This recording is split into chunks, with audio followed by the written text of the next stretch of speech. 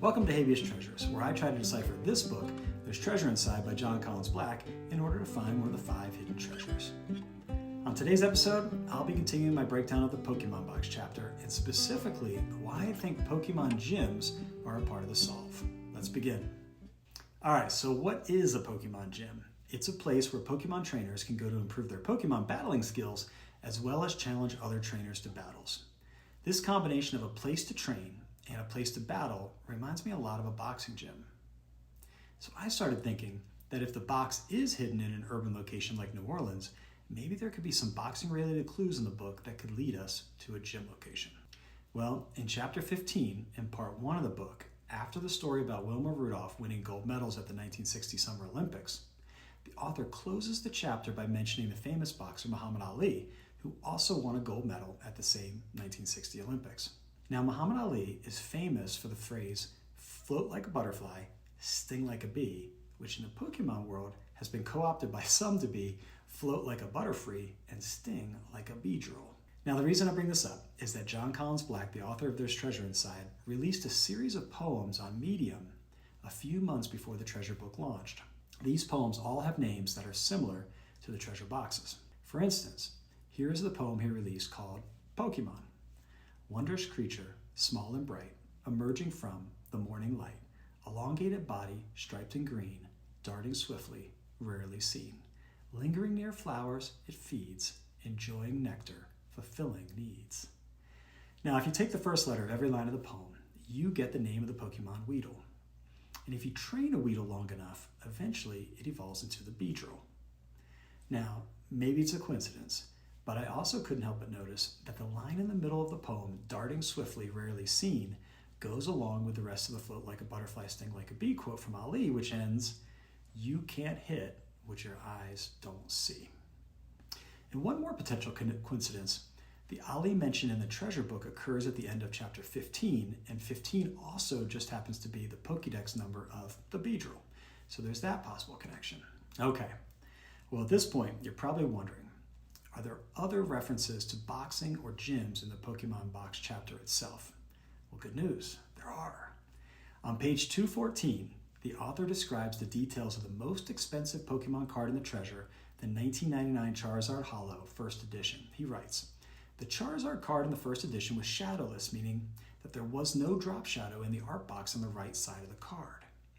Now, if the author is trying to make a boxing reference, then using the words shadow and box to describe what makes the card so valuable is pretty clever. Shadow boxing is, after all, how boxers warm up before a fight.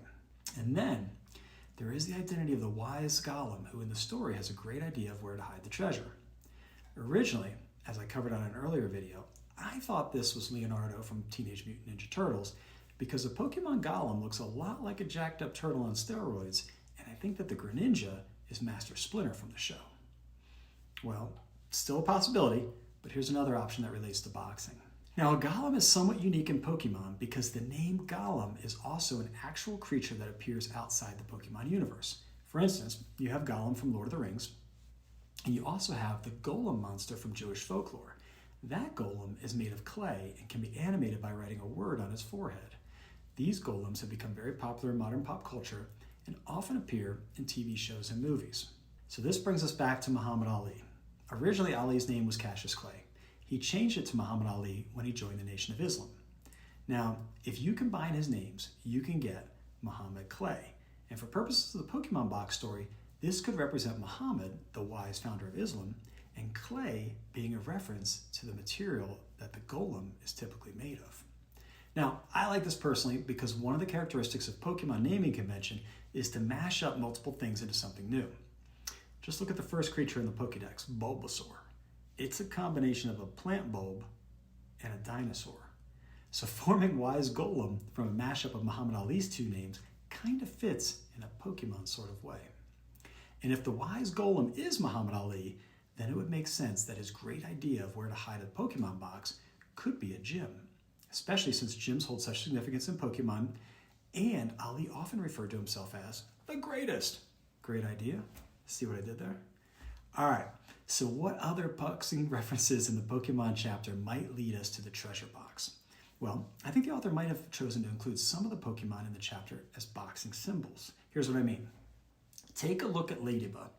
According to one Pokemon website, in addition to being modeled after a ladybug, Ladybug has 6 black legs with white hands that resemble boxing gloves.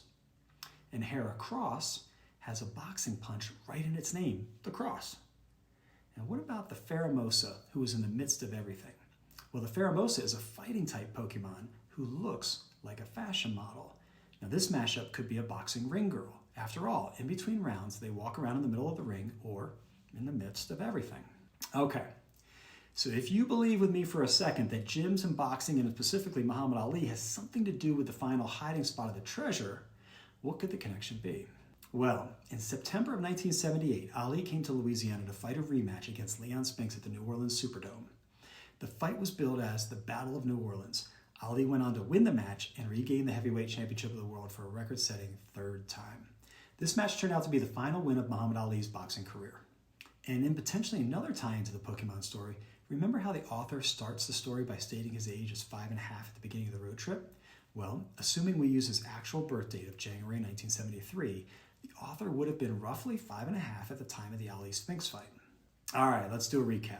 Pokemon gyms and boxing gyms are similar in concept in that they are both places to train as well as battle. The author includes a story about boxing great Muhammad Ali in chapter 15 of the book.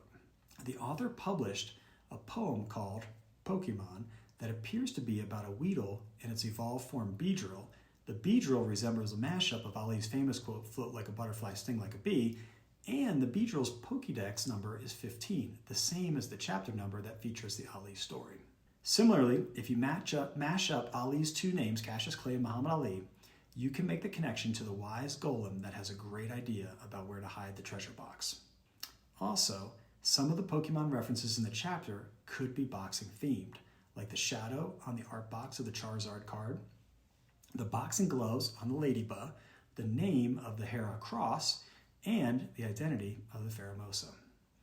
And finally, the date of the author's trip to New Orleans lines up pretty well with the Ali Spinks fight that took place at the Superdome in 1978. Well, hopefully this gives you some new ideas to consider for the Pokemon box hiding spot. And on my next video, I'll explain why I think this hotel could be the gym location that the Wise Golem thinks is a great idea to hide the treasure.